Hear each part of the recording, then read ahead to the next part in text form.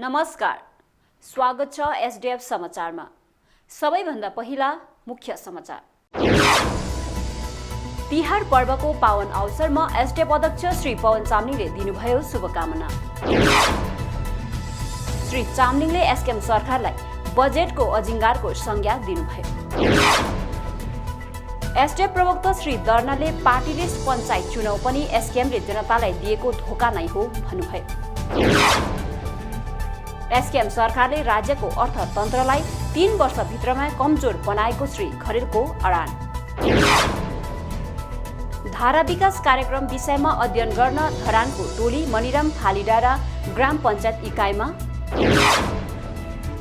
अनि एसडीएफद्वारा बुर्तुक क्षेत्रका निवर्तमान पञ्चायतहरूलाई सम्मानित। अब समाचार विस्तारमा। सिक्किम डेमोक्रेटिक फ्रन्ट एसडीएफ अध्यक्ष श्री पवन चामलिङले सम्पूर्ण सिक्किमेली जनतामा तिहार पर्वको हार्दिक मङ्गलमय शुभकामना दिनुभएको छ। आफ्नो शुभकामना सन्देशमा श्री चामलिङले भन्नुभएको छ, यस पर्वले एकातिर हामीलाई पशुधनको सुरक्षासितै प्रकृति सम्पदाको संरक्षणका लागि प्रेरित गर्दछ भने अर्कोतिर भाइ बहिनीको पवित्र प्रेम र सद्भावनालाई दर्शाउँदछ।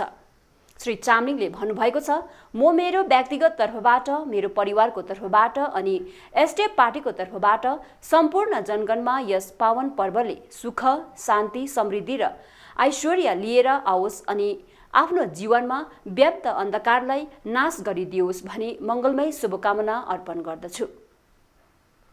सिक्किम क्रान्तिकारी मोर्चा एसकेएम सरकारलाई सिक्किम डेमोक्रेटिक फ्रन्ट एसडीएफ अध्यक्ष श्री पवन चामलिङले सिक्किमको बजेटको अजिङ्गारको संज्ञा दिनुभएको छ। उहाँले भन्नुभएको छ, म चिन्तनशील सिक्किमेलाई फेरि पनि हार्दिक अपिल गर्न चाहन्छु कि एसकेएम सरकारले 3 वर्षमा गरेको 52,000 करोड रुपैयाँको खर्चा र एसडीएफ सरकारले उपयोग गरेको 61,000 करोड रुपैयाँ माथि गम्भीरतापूर्वक सोच्नुहोस् र आफ्नो निष्कर्ष निकाल्नुहोस्। हेर्नुहोस् यो रिपोर्ट। जनताको सवालमा यो साता सिक्किम डेमोक्रेटिक फ्रन्ट एसडीएफ अध्यक्ष श्री पवन चामलिङलाई सोधिएको थियो, बितेको 3 वर्षमा एसकेएम सरकारले पारित गरेको 52,000 करोडको अकुत धनराशिको समुचित उपयोगमाथि एसडीएफ पार्टीले प्रश्न उठाइरहेको छ। यसबाहेक एसकेएम सरकारले बितेको 3 वर्षमा 10,000 करोडको ऋण लिएको दाबी पनि एसडीएफले गरिरहेको छ। तपाईले यस अकुत धनराशिको तुलना 25 वर्षमा एसडीएफ सरकारले उपयोग गरेको 61,000 करोड रुपियाँसित गर्नुभएको छ। एसकेएम सरकारले यति ठूलो धनराशि कहाँ र कसरी खर्च गरिरहेको छ जस्तो लागेको छ। प्रश्नको उत्तरमा श्री चामलिङले भन्नुभयो, एसकेएम सरकार सिक्किमको बजेटको अजिङ्गर बनेको छ। उनीहरू निजी कम्पनीहरूलाई हाम्रो सरकारी जमिनमा 5 सितारा होटल, सपिङ महल, निजी विश्वविद्यालय आदि निर्माण गर्नको निम्ति बजेटको ठूलो अंश दिइरहेका छन्। सरकारी जमिन र रुपियाँको यति घोर दुरुपयोग भएको विश्वमै कहीँ देखिएको छैन। सिक्किमेली जनताको जमिन र पैसा गैर सिक्किमे व्यापारीहरूलाई दिँदैछ र सिक्किमले मुख दर्शक बनेर यो सबै घातक घटनाहरू हेरिरहेको छ।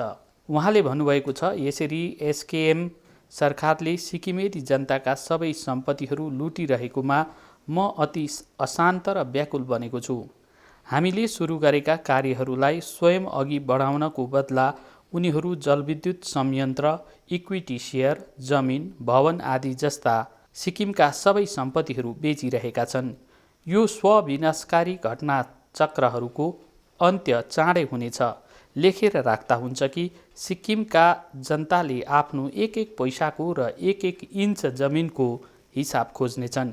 यो केवल उचित समयको कुरा हो। मलाई आशा छ सिक्किमका बुद्धिजीवी तथा सञ्चारकर्मीहरूले यस मामिलामा सिक्किमका जनताको साथ दिनेछन्।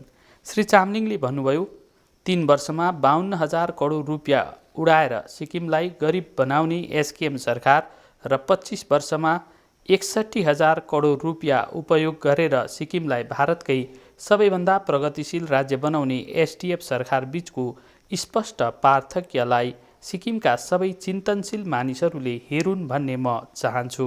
सिक्किमको बजेट कहाँ गइरहेको छ भन्ने कुरा केवल एसकेएमका भ्रष्ट नेताहरू तथा मुख्यमन्त्रीका एक मुठी गैर सिक्किमे साझेदार व्यापारीहरूलाई थाहा छ। सिक्किमका बुद्धिजीवी, सञ्चारकर्मी र आम मानिसहरूले निम्न तथ्यहरूमाथि ध्यान पुर्याउन् भन्ने म चाहन्छु। उहाँले भन्नुभयो, एसडिएफ सरकारले 25 वर्षको 5वटा कार्यकालमा 61,089.1 करोड रुपियाँको कुल बजेट पारित गर्यो र पुरै 1 लाख सरकारी नोकरी सिर्जना गर्यो। हामीले वर्ष 2019सम्म बेरोजगारी दर 2.1%मै सीमित राख्यौँ। कर्मचारीहरूको वेतन धेरैपल्ट वृद्धि गर्यौँ। सरकारी विद्यालयका शिक्षकहरूलाई देशमै सबैभन्दा अधिक वेतन पाउने शिक्षक बनायौँ। तर एसकेएम सरकारले केवल 3 वर्षमा बेरोजगारी दर 24.5% पुर्याएर एउटा भयानक विश्व रेकर्ड बनायो। अहिले शिक्षित युवावर्ग रोजगारीको भयङ्कर सङ्कटमा छ। सिक्किममा नोकरी पाउनु सुक्खा ठाउँमा माछा पाउनुभन्दा विकट बनेको छ। श्री पवन चामलिङले भन्नुभएको छ, नोकरी सिर्जना बाहेक हामीले 1994मा 41% रहेको बिपिएल दरलाई 2019सम्ममा केवल 3% पुर्याएर गरिबी उन्मूलनमा विश्व रेकर्ड नै कायम गर्यौँ। दोस्रो विश्वयुद्धपछि विश्वका कुनै पनि सरकारहरूले यो उपलब्धि हासिल गरेको छैन। उहाँले अझ भन्नुभयो, हामीले राज्य बजेटको 75% ग्रामीण सिक्किमतर्फ मोड्ने अर्को महत्त्वपूर्ण निर्णय लियौँ। उक्त निर्णयका साथ हामीले ग्रामीण अर्थतन्त्रलाई उदाहरणीय ढङ्गले पुनर्जीवित पार्यौँ। 2006 सम्ममा सिक्किम मानव विकासमा देशको शीर्ष 6औँ राज्य तथा प्रति व्यक्ति आयमा शीर्ष दोस्रो राज्यमा पुगेको थियो। वर्ष 1994मा 3,77,043 लाख रहेको हाम्रो सकल राज्य घरेलु उत्पाद बढेर 2019मा 22 लाख पुगेको थियो। यसरी नै हाम्रो प्रति व्यक्ति आय 8,457बाट बढेर 3,41,000 देशमै दोस्रो सर्वाधिक पुगेको थियो तथा आन्तरिक राजस्व उत्पादन 42.72 करोडबाट बढेर 2019मा 1,045.71 करोड पुगेको थियो। हाम्रो सरकारमा सिक्किमका मानिसहरूको हरदर जीवनकाल 62.7बाट बढेर 73.15 पुग्यो। साक्षरता दर 56.94बाट बढेर 96.72 पुग्यो। पर्यटकहरूको आगमन 99,323बाट बढेर 20 लाख पुग्यो। यस्ता अनेकौँ तथ्याङ्कहरू छन् जसले हाम्रो 25 वर्षको शासन अवधिमा सिक्किममा कति व्यापक विकास भयो भन्ने कुरा स्पष्ट पार्दछ। एसडिएफ अध्यक्षले भन्नुभयो, हाम्रो शासन सूत्र कल्याण कार्यक्रम र पुँजी निवेशलाई सन्तुलित राख्नको निम्ति सावधानीपूर्वक तयार पारिएको थियो। हाम्रा कल्याण कार्यक्रमहरूका कारण गरिबीले थिचिएका मानिसहरूलाई आवश्यक तत्काल राहत पुग्नका साथै उनीहरूको सामाजिक आर्थिक उत्थानका कार्यहरू सुरु भयो। यसरी नै पुँजी निवेशले राज्यको दीर्घकालीन विकासलाई सुनिश्चित गर्यो। यसको नतिजा सबैले देखिरहेका छन्। उहाँले अझ भन्नुभयो, कल्याण योजनाहरू अन्तर्गत हामीले जनता मेलाहरू आयोजन गर्यौँ, जहाँ सरकारले राज्यका निम्न आयवर्गका जनतालाई सित्थैमा दुना गाई, च्यादर, एलपिजी, घर बढोत्तरीको निम्ति 50,000 रुपियाँ लगायत असङ्ख्य सहुलियतहरू वितरण गर्यो। हामीले कच्चा घरमुक्त सिक्किम मिसन सुरु गर्यौँ, जस अन्तर्गत हामीले लाभार्थीहरूलाई पक्का घर निर्माण गरिदियौँ। कलेज स्तरसम्म शिक्षा निशुल्क गर्यौँ। सरकारी विद्यालयका विद्यार्थीहरूलाई निशुल्क खाता किताब, युनिफर्म, जुत्ता, मोजा, झोला, स्वेटर, रेनकोट आदि दियौँ। मुख्यमन्त्री मेधावी छात्रवृत्ति योजना अन्तर्गत देशका उत्कृष्ट निजी विद्यालयहरूमा निशुल्क अध्ययनको निम्ति गरिबका नानीहरूलाई चयन गर्यौँ। उहाँले भन्नुभएको छ, हामीले प्रति विद्यार्थी 12,364.06 रुपियाँ खर्च गरेर सिक्किमलाई शिक्षाको क्षेत्रमा सर्वाधिक प्रति व्यक्ति खर्च गर्ने देशकै प्रथम राज्य बनायौँ। यी तथ्याङ्कहरू हाम्रा कल्याण योजनाहरूका केही उदाहरणहरू मात्र हुन्। श्री चामलिङले भन्नुभयो, पुँजी व्यय अन्तर्गत हामीले सबै क्षेत्रमा व्यापक रूपमा भौतिक पूर्वाधार निर्माण गर्यौँ।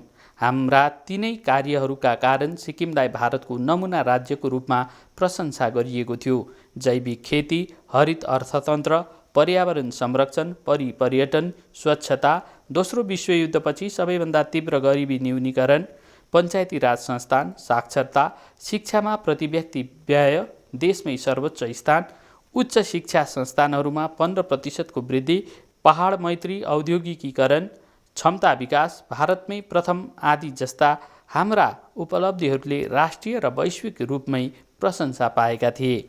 एसडिएफ अध्यक्षले भन्नुभएको छ, हाम्रो कीर्तिमान उच्च रहेको छ। म चिन्तनशील सिक्किमेलाई फेरि पनि हार्दिक अपिल गर्न चाहन्छु कि एसकेएम सरकारले 3 वर्षमा गरेको 52,000 करोड रुपियाँको खर्च र एसडिएफ सरकारले उपयोग गरेको 61,000 करोड रुपियाँमाथि गम्भीरतापूर्वक सोच्नुहोस् र आफ्नो निष्कर्ष निकाल्नुहोस्। एसडिएफ पार्टीका प्रवक्ता श्री जेबी दर्नालले शुक्रबार एउटा भिडियो जारी गर्दै पञ्चायत चुनावमा नियम कानुन अनि आदर्श आचार संहिताको उल्लङ्घन भइरहेको आरोप लगाउनु भएको छ। सत्तारूढ एसकेएम पार्टीले निर्दलीय चुनाव गराउने घोषणा गरेको भए तापनि चुनावमा सत्तारूढ दलले हस्तक्षेप गरिरहेको आरोप उहाँले लगाउनुभयो। उहाँले राज्य चुनाव आयोग पनि आफ्नो दायित्व भूमिका र जिम्मेवारीबाट किन पछि सर्दछ भन्नुभयो।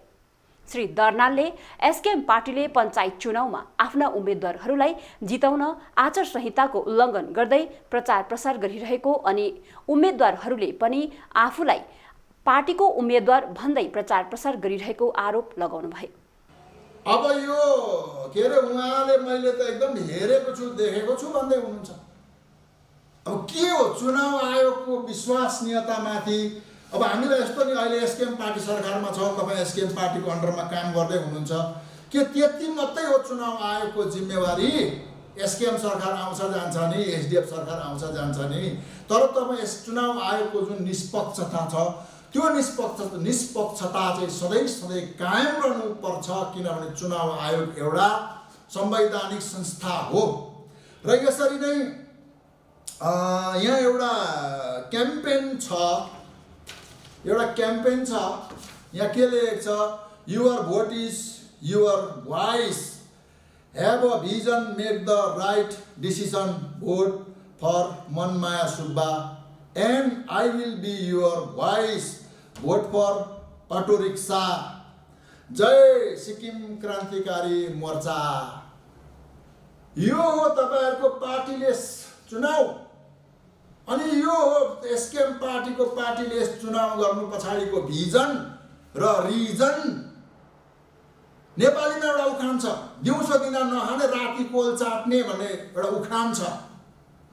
तपाईँहरूलाई विरोधको लागि विरोध एसडिएफ पार्टीले के अरे यो यसमा व्यवस्थामा ल्याएको पार्टी दलगत चुनाव के अरे व्यवस्थालाई विरोध गर्ने तपाईँहरूको विरोधको लागि विरोध मात्रै हो।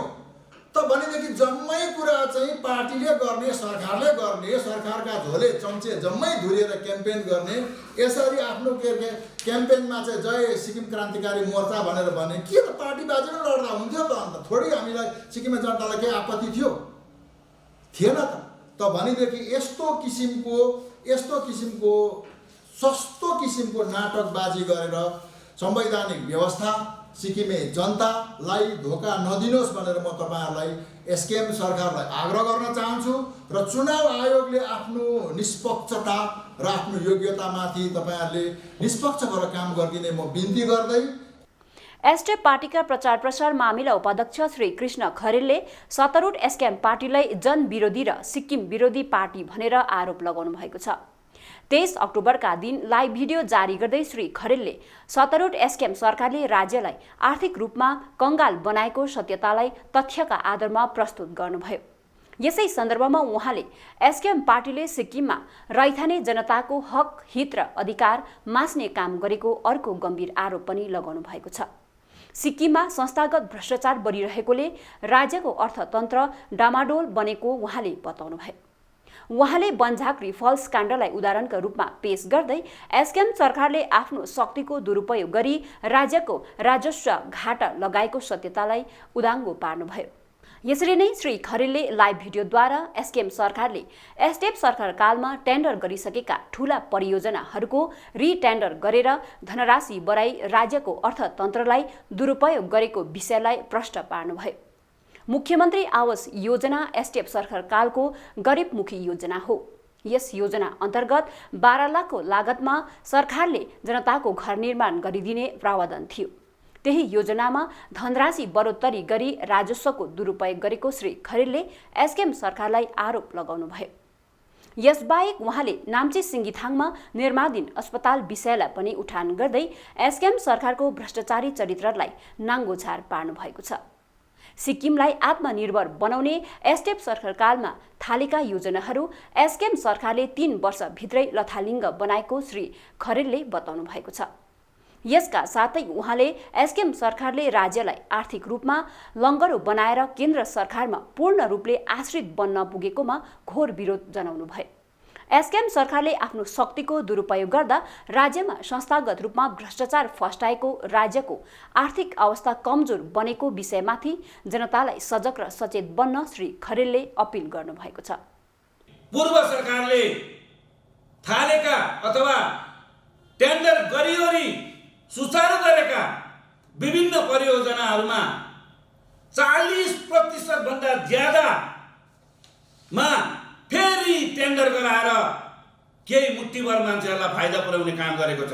एकातिर राजस्व आउने ठाउँ बन्द गरिएको छ, घाटामा लगाइँदैछ। राज्यको जति पनि पावर प्रोजेक्टहरूको इक्विटी सेयरहरू बेचिँदैछ। राज्यबाट आउने जति पनि राजस्व आउने ठाउँहरू छन् ती सबै प्राइभेट कम्पनीहरूलाई हातमा दिँदै फाइदा दिलाउने काम गर्दैछ भने अर्कोतिरबाट राज्य पूर्व सरकारले गरेका परियोजनाहरूमा 40% भन्दा ज्यादा धनराशि राखेर रिटेन्डर गराएर त्यो कामहरू दिँदैछ। जस्तो मुख्यमन्त्री आवास योजना पहिला 12 लाखमा बनिन्थ्यो, आज त्यो 17,52,000 पुगेको छ। 5 लाख पैसा ज्यादा एउटा घरमा बढेको छ, तर घरको साइज बढेको छैन, घरको कोठा बढेको छैन। केवल 60, 70 हजार 80 हजार सम्मको फर्निचरहरू दिएर 5 लाख पैसा कहाँ गयो? त्यो 5 लाख पैसा कसले खायो? त्यो पैसा के को आधारमा बढाइयो? त्यसको कुनै विधि छैन, कुनै कानुन छैन। यता राजस्व आउने ठाउँमा 2016 को फेस भ्यालुलाई आधार बनाउने, यता रिटेन्डर गरेर फेरि त्यो कामहरूमा अधिक धनराशि बढाउने। यो काम भनेको राज्यलाई लङ्गडो बनाउने, आर्थिक रूपले लङ्गडो बनाउने, आर्थिक ढुकुटीहरूलाई सर्वनाश बनाउने र सिक्किमलाई केन्द्र सरकारको आश्रित बनाउने खेल हो। र आज सिक्किम राज्य केन्द्रको अनुदानमा चल्नुपर्ने अवस्थामा पुर्याएको छ। त्यसैले राज्य सरकार आज केन्द्रको निगाहमा बाँचेको छ भने गुणा टेक्नु पर्दैछ। सिक्किमेको स्वाभिमानहरू गिरिरहेको छ। सिक्किमले आफूलाई आत्मनिर्भर बनाउने यत्र परियोजनाहरूलाई 3 वर्षभित्रमा लथालिङ्ग र भताभुङ्ग बनाएको छ। यस्तो परिस्थितिमा पनि एसकेएम पार्टीलाई सघाउनु भनेको सिक्किमलाई बर्बादी बनाउनु र सिक्किमेली जनताले यो चिजहरूलाई बुझ्नुपर्छ। नाम्ची जिल्ला अन्तर्गत मनिराम फालिडाँडा ग्राम पञ्चायत इकाइमा धानकुटा, छटर, जोरपति नगरपालिका अनि धरन नगरपालिकाका मेयर श्री हर्का साम्पाङका टिम सदस्यहरूले अध्ययन भ्रमण गरे। यो टोली विशेष रूपमा फालिडाँडा ग्राम पञ्चायत इकाइद्वारा सफलतापूर्वक गरिएको धारा विकास कार्यक्रमबारे अध्ययन गर्न आइपुगेको हो। ज्ञात गराइन्छ मनिराम फालिडाँडा ग्राम पञ्चायत इकाइमा सन् 2018 देखि धारा विकास कार्यक्रम आरम्भ गरिएको थियो। यस कार्यक्रमद्वारा पानीको मुहानको संरक्षण र सम्वर्धन गर्ने महत्त्वपूर्ण पहल भयो। यो पहल मुहान संरक्षण र सम्वर्धनमा उक्त ग्राम पञ्चायत इकाइ सफल बन्यो। एसडिएफ सरकारकालमा भएको यस महत् कार्यले यसरी शिक्षा प्रदान बन्न पुगेको छ। यस अवसरमा अध्ययन टोलीलाई धारा विकास सम्बन्धी सम्पूर्ण विवरण अथवा जानकारी स्थानीय निकायका अधिकारीले दिए। सिक्किमको पर्यावरण र जल संरक्षण मुखी कार्यक्रमको यस टोलीले सराहना गरेका छन्। एसडिएफ पार्टीको बुर्तुक क्षेत्रको कार्यकारिणी समितिले बुर्तुक क्षेत्रका निवर्तमान पञ्चायतहरूलाई सम्मान गरेको छ। एसडिएफ पार्टीले निवर्तमान पञ्चायतहरूलाई उहाँहरूको सफल कार्यकालका लागि स्मृति चिन्ह दिएर सम्मान गर्दै आएको छ। एसडिएफ समाचारमा आजलाई यति नै। तिहार पर्वका कारण बिहिबारको समाचार प्रचारित नहुने जानकारी सहित हामी नयाँ गतिविधि लिएर सोमबार उपस्थित हुनेछौँ। तबसम्मका लागि बिदा दिनुहोस्। यहाँहरू सबैमा तिहार पर्वको हार्दिक मङ्गलमय शुभकामना। नमस्कार।